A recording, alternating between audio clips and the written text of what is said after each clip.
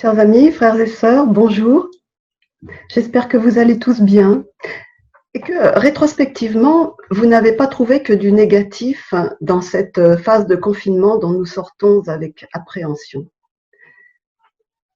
Tournons-nous vers notre Père céleste dans la prière. Dieu notre Père, nous te rendons grâce pour tout ce que tu nous donnes chaque jour. Nous te demandons de répandre ta bénédiction sur ceux qui ont moins de chance que nous et d'insuffler ton inspiration pour le bien à tous les dirigeants de notre pays et du monde entier. Bénis ta création, Seigneur Tout-Puissant et infiniment bon. Amen. Nous qualifions à juste titre de miracle, de signe, de prodige, le don de l'Esprit Saint, rendu visible par la descente des langues de feu, que nous avons célébré dimanche dernier à la Pentecôte. La pensée que Dieu nous aime au point de se donner à nous ainsi perpétuellement dans l'esprit nous procure joie et consolation et nous fait vivre quelque chose comme les prémices du royaume. Mais il y a encore une autre dimension que je voudrais souligner aujourd'hui. C'est la pure beauté dans laquelle Dieu donne forme à ces théophanies, ces apparitions. Nous ressentons spontanément cette beauté, mais je ne sais pas si nous nous en faisons suffisamment la remarque. Une semaine après la Pentecôte, j'ai souhaité prolonger l'atmosphère d'allégresse qui se dégage du prodige des langues de feu en prenant simplement le temps de méditer sur la riche et belle fécondité que Dieu manifeste et dont il veut nous rendre à notre tour capables.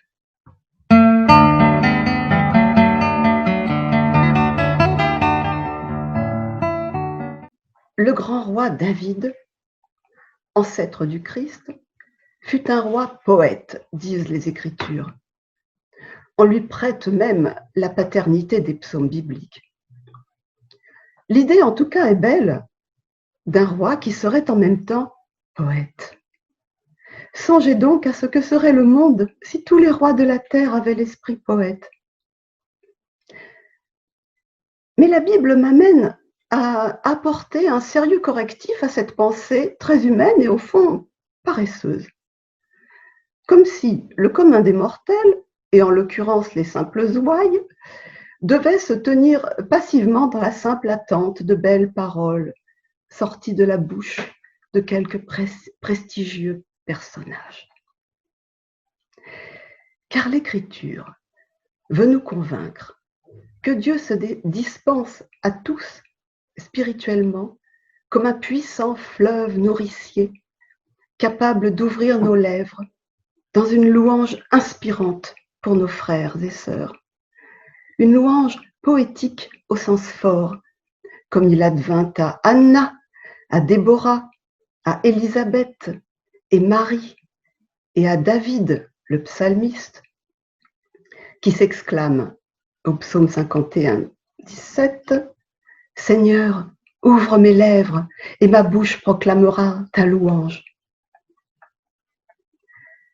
Toute la Bible montre, et notamment les psaumes de David, que ce n'est pas le roi qui, par privilège divin, se ferait troubadour à ses heures perdues, mais au contraire, c'est la louange du cœur qui transforme en roi poète celui qui, comme David, n'était au départ qu'un petit gardien de troupeau. Autant dire peu de choses. Ce n'est pas que le Seigneur gratifie les têtes couronnées d'un don d'éloquence poétique qui ajouterait encore à leur prestige, mais plutôt qu'il suscite depuis les profondeurs intimes de tous ceux qui ont le cœur pur, rois ou bergers, des fleuves d'eau vive qui ne tarissent pas. Selon la phrase d'Ésaïe, phrase poétique, dans Ésaïe 58, 11. Des fleuves d'eau vive qui ne tarissent pas. Car voyez-vous, Le langage qui sied à Dieu, c'est la louange. Et la louange est une eau vive, jaillie de l'Esprit Saint.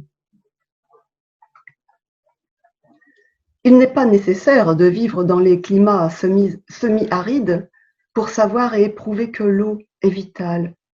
Je puis vous assurer que même en Normandie, réputée pour son climat humide, à la bonne saison, on attend la pluie qui fera venir les pommes et mûrir les blés, qui fera pousser l'herbe grasse, des pâturages pour les bonnes et gentilles vaches, fleurir les hortensias, les dahlias, et tout le lilas et toutes les autres merveilles qu'on y cultive soigneusement. Et puis l'eau est partout présente dans notre corps. Toutes nos cellules contiennent de l'eau et nous le sentons intuitivement. Comme il est bon de se désaltérer dans le courant d'une onde pure. Enfin, cela c'était autrefois, du temps de Jean de La Fontaine, hélas. Je vous dis ces choses qui nous sont familières, comme notre vie même, pour souligner d'abord que Dieu voit notre fragilité et qu'il a choisi de nous redonner de cette vigueur qui nous fait si vite défaut. Ésaïe toujours dit dans le même verset en parlant de Dieu, il redonnera de la vigueur à tes membres.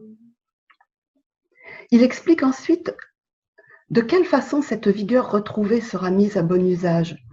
Je cite, « Ceux qui seront issus de rois rebâtiront des lieux déserts depuis longtemps.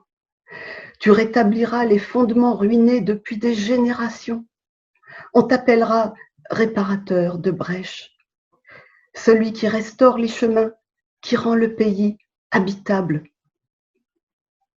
Le prophète Ésaïe annonce donc la grande fécondité suscitée par Dieu. Celui qui est désaltéré, irrigué par le Seigneur, devient à son tour source de vie pour les autres. Ses descendants rebâtiront ce qui avait été abandonné à la ruine. Notons les mots saillants de rétablir, restaurer. Et pour finir, l'objectif est de rendre le pays habitable. Tout ça, c'est dans le même passage. Même au cœur de l'épreuve, chers amis et frères et sœurs, nous ne saurions être arides intérieurement, nous ne serions séchés, comme il nous est arrivé à tous sans doute de sécher sur un devoir scolaire. Car Dieu ne nous fait pas passer un examen pour évaluer nos acquis et nos capacités.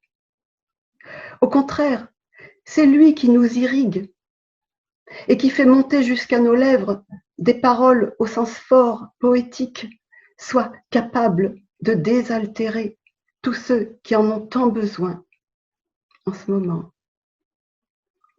Remettons notre confiance en Jésus-Christ qui, reprenant la prophétie d'Ésaïe, proclame, je cite, « Celui qui croit en moi, des fleuves d'eau vive couleront de son sein. » C'est dans Jean chapitre 7, verset 38. « Celui qui croit en moi, des fleuves d'eau vive couleront de son sein. » Tel est notre grand désir, que notre Église devienne, comme dit poétiquement Ésaïe, ce jardin arrosé, resplendissant de beauté, où tous ceux qui sont là et seuls viendront se ressourcer